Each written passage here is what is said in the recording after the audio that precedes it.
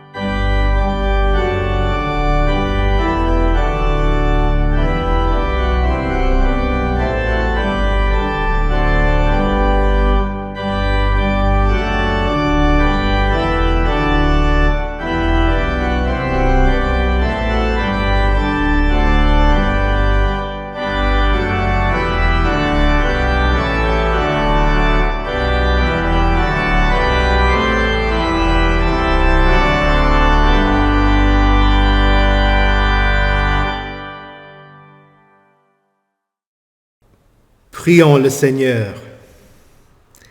Accorde-nous, Seigneur, nous t'en supplions, l'esprit qu'il faut pour concevoir et faire toujours ce qui est juste, afin que nous, qui ne pouvons rien faire de bien sans toi, nous soyons par toi rendus capables de vivre selon ta volonté.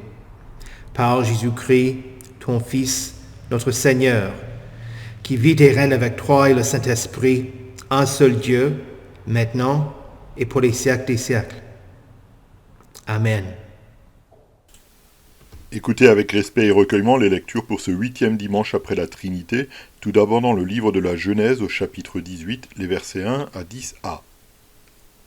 L'Éternel apparut à Abraham parmi les chênes de Mamré, alors qu'il était assis à l'entrée de sa tente pendant la chaleur du jour.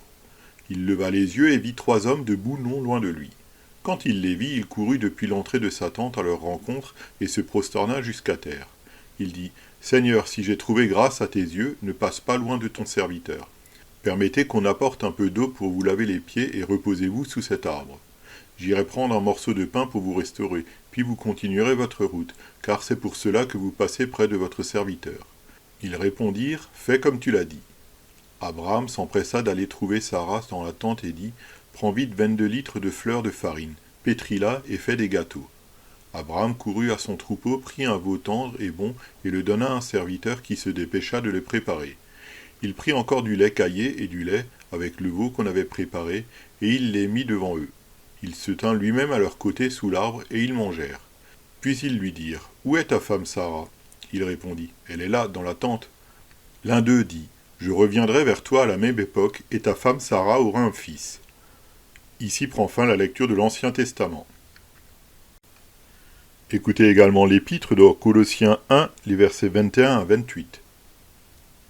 Et vous qui étiez autrefois étrangers et ennemis de Dieu par vos pensées et par vos œuvres mauvaises, il vous a maintenant réconciliés par la mort de son Fils dans son corps de chair pour vous faire paraître devant lui saint, sans défaut et sans reproche. Mais il faut que vous restiez fondés et inébranlables dans la foi, sans vous détourner de l'espérance de l'Évangile que vous avez entendu, qui a été proclamé à toute créature sous le ciel et dont moi, Paul, je suis devenu le serviteur. Je me réjouis maintenant dans mes souffrances pour vous, et je supplée dans ma vie à ceux qui manquent aux peines infligées à Christ pour son corps, c'est-à-dire l'Église. C'est d'elle que je suis devenu le serviteur, conformément à la charge que Dieu m'a confiée pour vous, annoncer pleinement la parole de Dieu, le mystère caché de tout temps et à toutes les générations, mais révélé maintenant à ses saints. En effet, Dieu a voulu leur faire connaître la glorieuse richesse de ce mystère parmi les non-juifs, c'est-à-dire Christ en vous, l'espérance de la gloire. Ici prend fin la lecture de l'épître. Écoutez enfin l'Évangile dans Luc au chapitre 10, les versets 38 à 42. Comme Jésus était en chemin avec ses disciples, il entra dans un village et une femme du nom de Marthe l'accueillit dans sa maison. Elle avait une sœur appelée Marie qui s'assit aux pieds de Jésus et écoutait ce qu'il disait. Marthe était affairée aux nombreuses tâches du service. Elle survint et dit, « Seigneur, cela ne te fait rien que ma sœur me laisse seule pour servir ? Dis-lui donc de venir m'aider. » Jésus lui répondit, « Marthe, Marthe, tu t'inquiètes et tu t'agites pour beaucoup de choses, mais une seule est nécessaire. Marie a choisi la bonne part, elle ne lui sera pas enlevée. » Ici prend fin la lecture de l'Évangile. Heureux ceux qui écoutent la parole de Dieu et qui la gardent. Confessons notre foi. Je crois en Dieu, le Père Tout-Puissant, Créateur du ciel et de la terre. Je crois en Jésus-Christ, son Fils unique, notre Seigneur, qui a été conçu du Saint-Esprit et qui est né de la Vierge Marie. Il a souffert sous Ponce Pilate, il a été crucifié, il est mort, il a été enseveli, il est descendu aux enfers. Le troisième jour, il est ressuscité des morts, il est monté au ciel, il siège à la droite de Dieu, le Père Tout-Puissant, et il viendra de là pour juger les vivants et les morts. Je crois au Saint-Esprit, la Sainte Église universelle, la communion des saints, la rémission des péchés, la résurrection de la chair et la vie éternelle. Amen.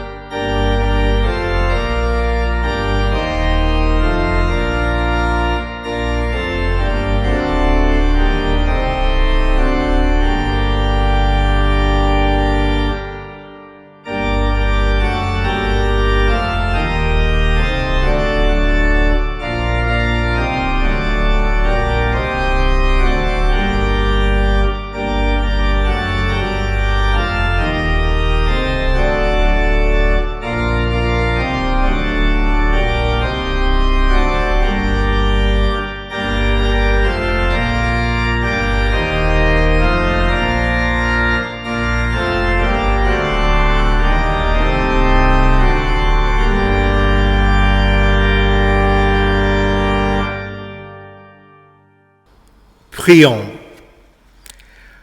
Seigneur Jésus, accorde-nous la grâce de nous asseoir à tes pieds pour t'écouter, afin que ta parole ne nous soit jamais enlevée et que nous recevions la seule chose qui est nécessaire.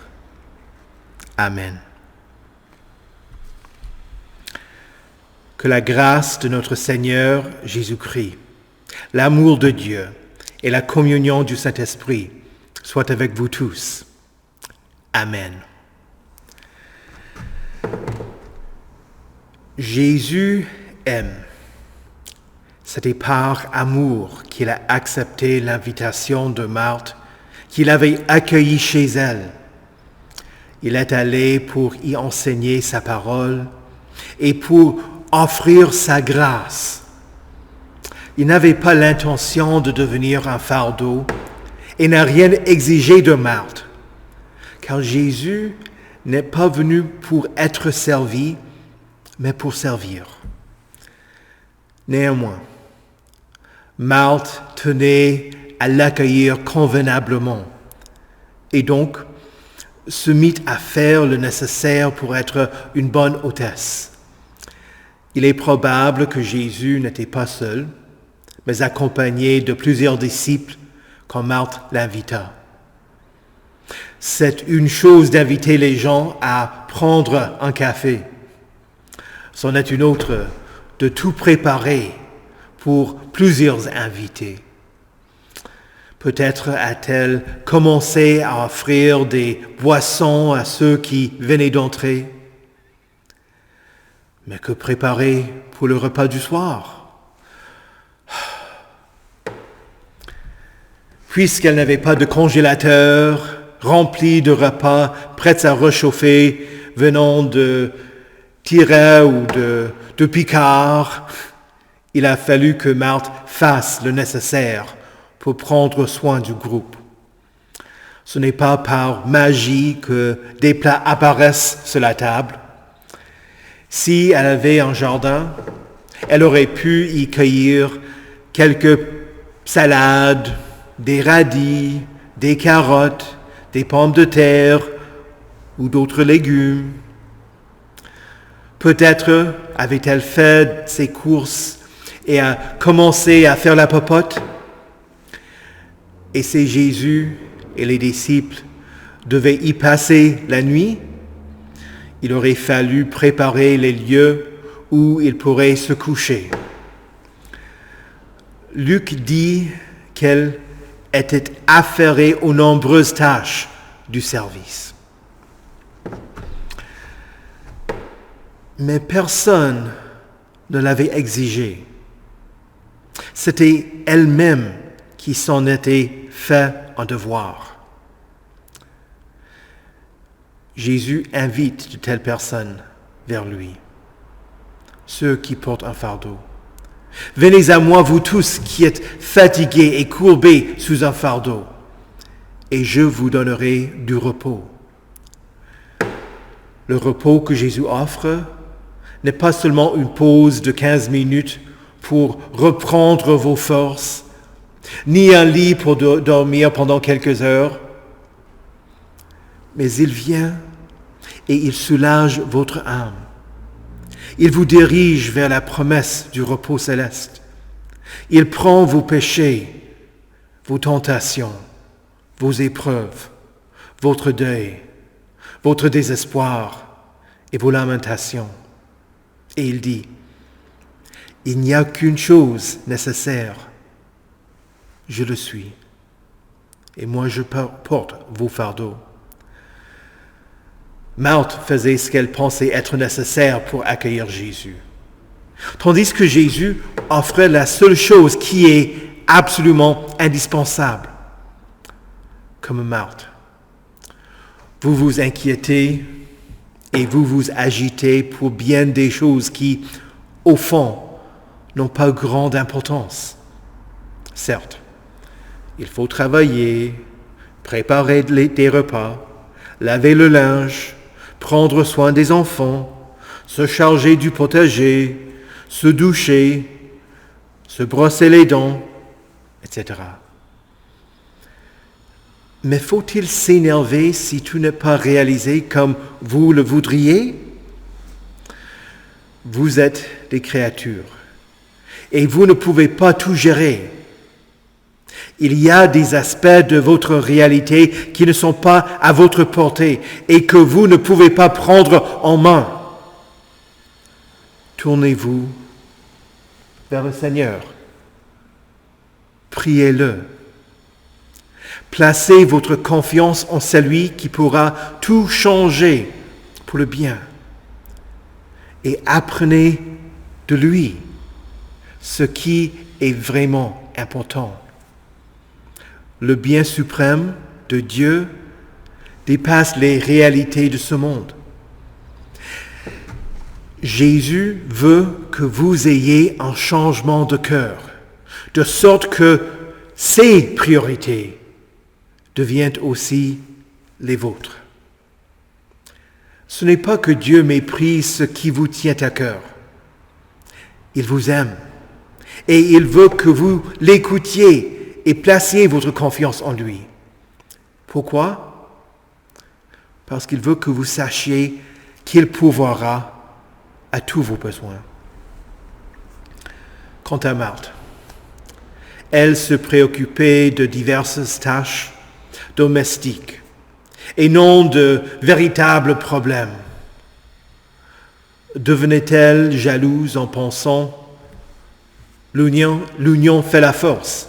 Si Marie me donnait un coup de main, moi aussi, j'aurais le temps de m'asseoir et d'écouter. »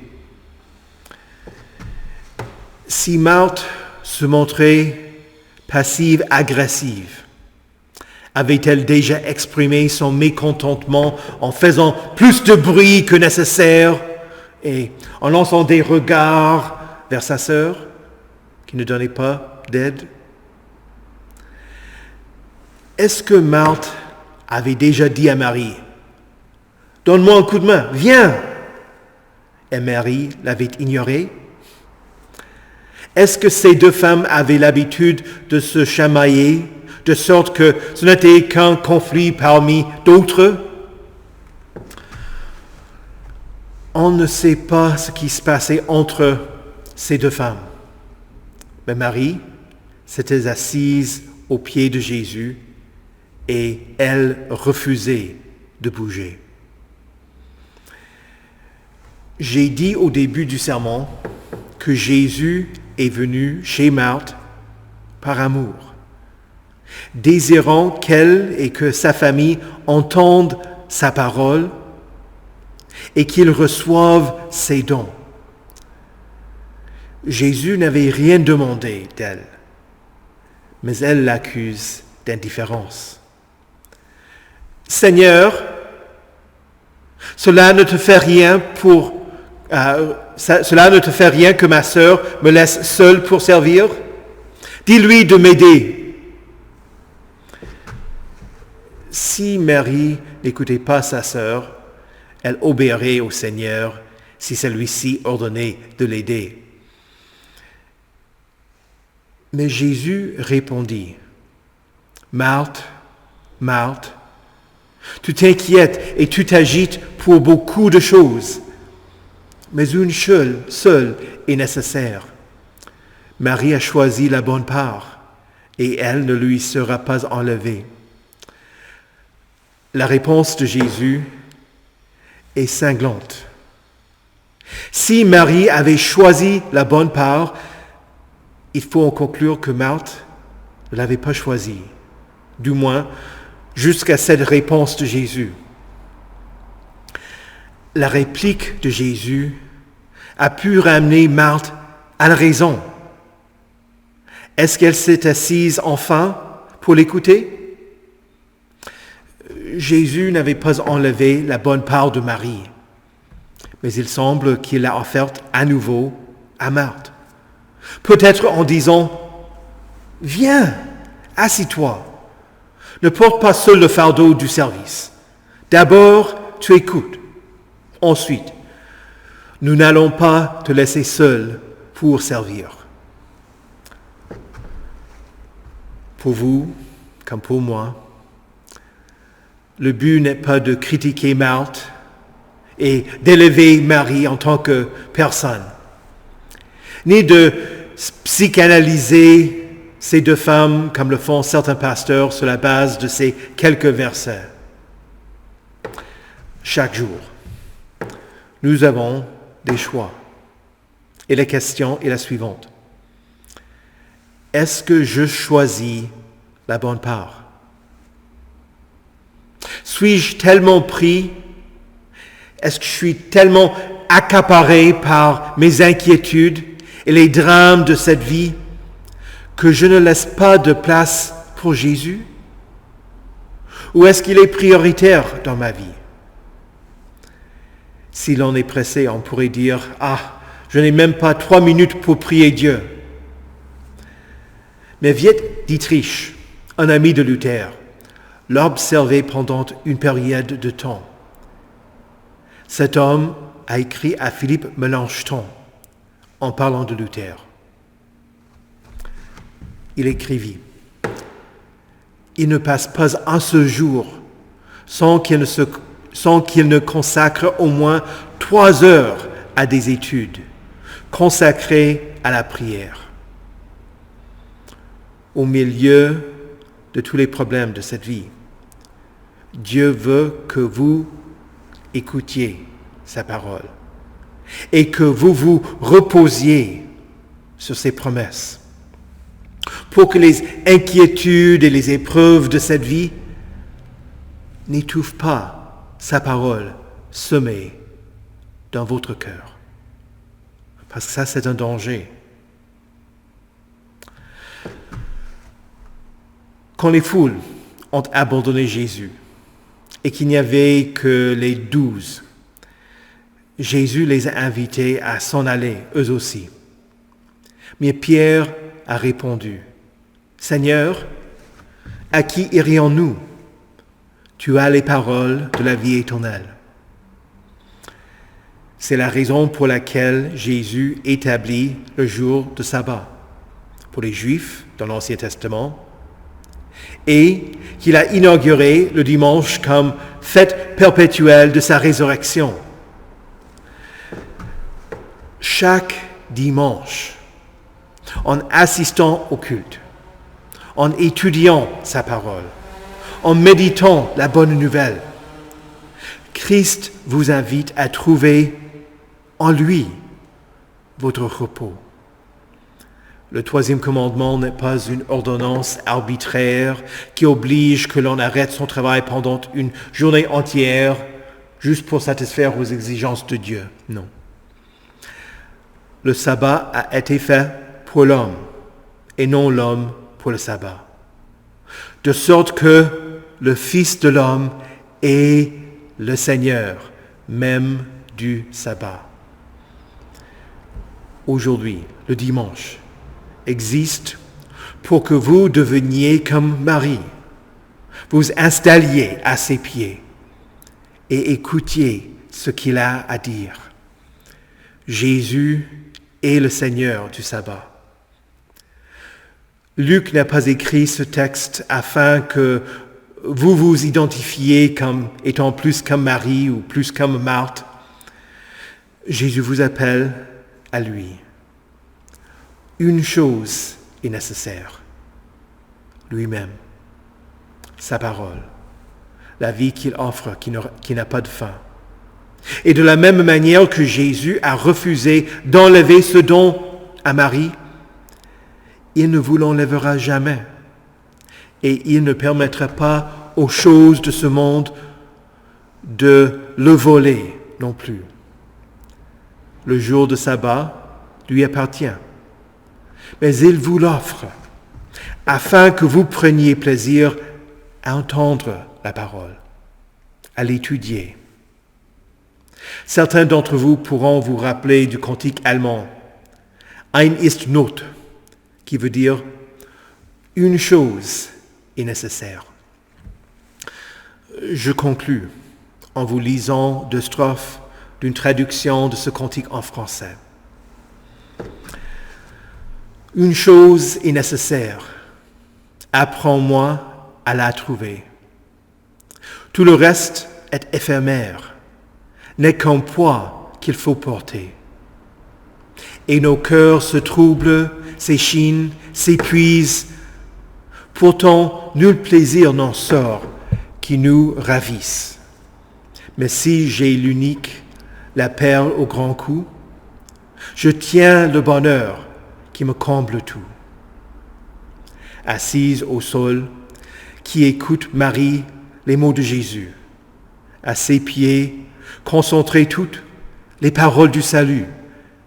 Elle entend la voix que le Sauveur enseigne. Le cœur lui palpite et sa foi s'en imprègne. Laissant l'inutile à la voix de son roi, retrouve la paix du cœur après les mois. Au nom de Jésus, Amen. Que la paix de Dieu, qui surpasse toute intelligence, garde vos cœurs et vos esprits en Jésus-Christ pour la vie éternelle. Amen. Prions le Seigneur. Père céleste, tu sais ce que sont nos inquiétudes et que nous sommes des gens de peu de foi. Viens en aide aux anxieux et fortifie notre foi pour que nous ne nous agitions pas pour les choses qui n'ont pas prioritaire, pour les situations qui pèsent sur nous. Accepte nos prières pour nos proches, pour ceux qui souffrent, pour ceux qui sont malades et blessés, pour les endeuillés et pour ceux que nous nommons maintenant dans notre cœur. Entends nos prières.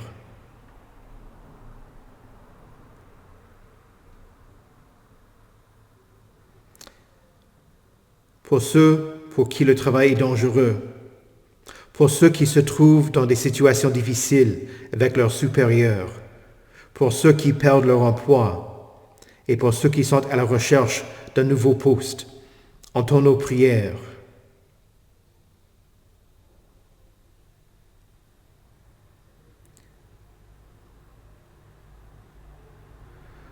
Donne-nous une confiance en toi afin que nous admettions que nous sommes tes créatures et fais-nous nous tourner vers toi, notre refuge. Seigneur, dans ta miséricorde, écoute notre prière. Dieu de toute bonté, nous te remercions d'avoir accueilli Marie quand tu enseignais ta parole. Donne-nous à tous la joie de t'écouter et rassure-nous que l'étude de ta parole n'est pas inutile, mais qu'elle est la seule chose nécessaire. Ne permets pas que la bonne part nous soit enlevée et fais que nous ouvrions nos foyers pour que tu demeures toujours avec nous et avec les membres de nos familles. Seigneur, dans ta miséricorde, écoute notre prière. Dieu bienveillant, tu es apparu à Abraham et lui as rappelé ta promesse que Sarah allait mettre au monde un fils. Viens parmi nous et rappelle-nous toutes tes promesses, que nous répondions à ta présence comme l'a fait Abraham, en te louant, en te glorifiant et en te présentant nos meilleures offrandes, sachant que tout ce que nous possédons vient d'abord de toi. Seigneur, dans ta miséricorde, écoute notre prière. Dieu de paix, nous te prions pour ceux qui vivent la réalité de la guerre, en particulier pour les innocents qui subissent les effets du conflit. Nous te prions pour la fin de l'invasion russe en Ukraine et demandons de mettre fin aux hostilités au Moyen-Orient. De la même manière que nous étions autrefois tes ennemis, mais sommes maintenant réconciliés par la mort de ton Fils, fais que ceux qui se font ennemis puissent se réconcilier. Seigneur, dans ta miséricorde, écoute notre prière. Dieu d'amour, sois avec tous les adolescents et les jeunes adultes de notre Église, sois avec le camp des ados à Thio, fortifie la directrice, les animateurs et l'aumônier, pour qu'ils ne se soient pas épuisés. Protège nos jeunes et fais que tous ceux qui entendent ta parole soient soutenus par tes promesses et mettent leur confiance en toi. Sois aussi avec ceux qui voyagent et qui se reposent de leur travail pendant cette période. Seigneur, dans ta miséricorde, écoute notre prière.